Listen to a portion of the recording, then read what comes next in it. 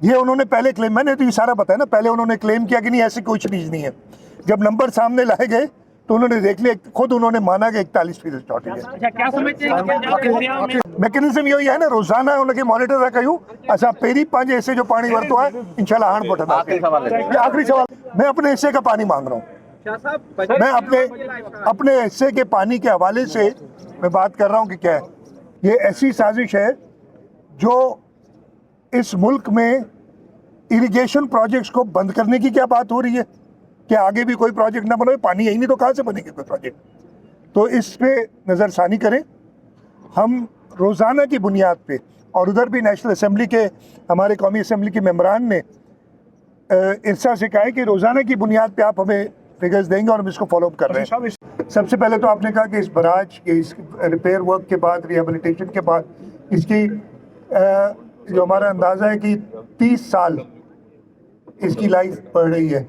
और इसका मतलब ये है, जो आपका अगला सवाल था कि हमने अगले 30 सालों में इसकी रिप्लेसमेंट या जो काम करना है कि ये बरकरार है उस पर बारे में सोचता है। तो इन दोनों चीज़ों पे मैंने बताया आपको ये काम हो रहा है। दूसरा आपका बड़ा अहम सवाल था पानी की कमी के बायस। मैंने 3 दिन पहले वज़ीर आज़म साहब को एक ख़त लिखा था और उनसे कहा था कि हमें हैरत है कि पिछले साल के मुकाबले में दरियाए सिंध में भी पानी ज़्यादा आ रहा है। यानी मैंने वो 8 जून की बात की थी, मैंने उनसे 8 जून के नंबर्स दिए थे कि 8 जून को इंडस रिवर में 8 जून 2026 को 8000 2025 के मुकाबले में ज़्यादा पानी आ रहा है। काबुल रिवर में ये दोनों तारीखें मैंने कंपेयर की, काबुल रिवर में ज़्यादा पानी आ रहा है। डैमों को देखा, अच्छा मंगला और झेलम एट मंगला और चनाब एट मरला, उन दोनों में भी पिछले साल से ज़्यादा पानी आ रहा है जो 8 जून 2025 थी। डैमों की पोजीशन देखिए, हमारे पास 3 स्टोरेज हैं, तरबेला, मंगला और चश्मा। उन तीनों पे भी स्टोरेज पिछले साल से ज़्यादा है। और सिंध के अंदर उस दिन 1,10,000 क्यूसिक, 1,09,000 समथिंग था एक साल पहले 8 जून 2025 को अपस्ट्रीम गुड्डू, और 8 जून 2026 को पानी ज़्यादा होने के बावजूद 75,000 क्यूसिक पानी था और इससे सख्त तकलीफ हो रही थी। उस खत के लिखने के बाद हमारी खुर्शीद शाह साहब इधर थे हमारे साथ, इस्लामाबाद में थे, उन्होंने मीटिंग की इरसा के साथ।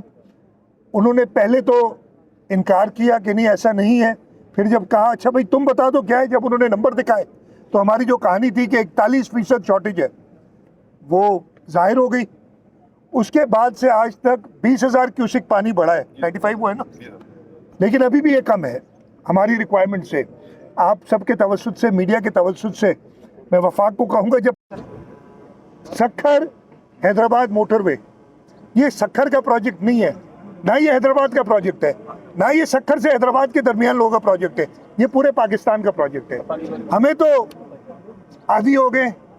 अच्छा हम आते भी हैं तो आप शायद महीने में एक बार जाते हो सक्खर मोटरवे से। रोज़ाना जो ट्रांसपोर्ट ऑफ कंट्री जाती है, जो पोर्ट से लेके और उसको खैबर तक जाना होता है, वो इसी रास्ते से गुजरती है।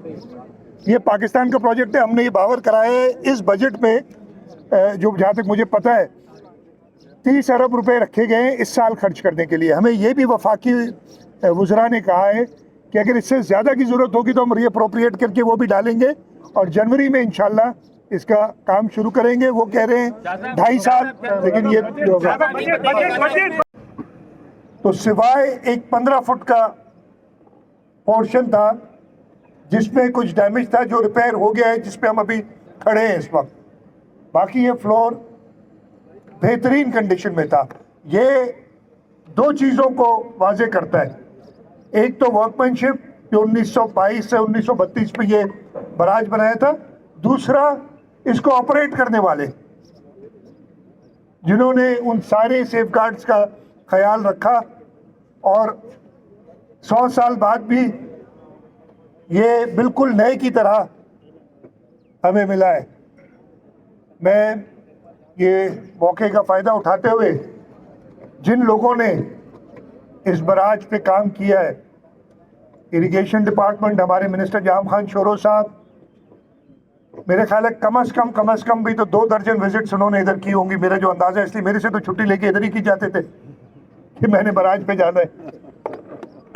उनकी सारी टीम, सेक्रेटरी इरिगेशन, यहाँ जो प्रोजेक्ट डायरेक्टर थे वो रिटायर हो गए, सेक्रेटरी इरिगेशन जरीफ खेड़ो और प्रोजेक्ट डायरेक्टर प्रीतम, उनकी अनथक मेहनत, पूरी इरिगेशन डिपार्टमेंट की अनथक मेहनत थी।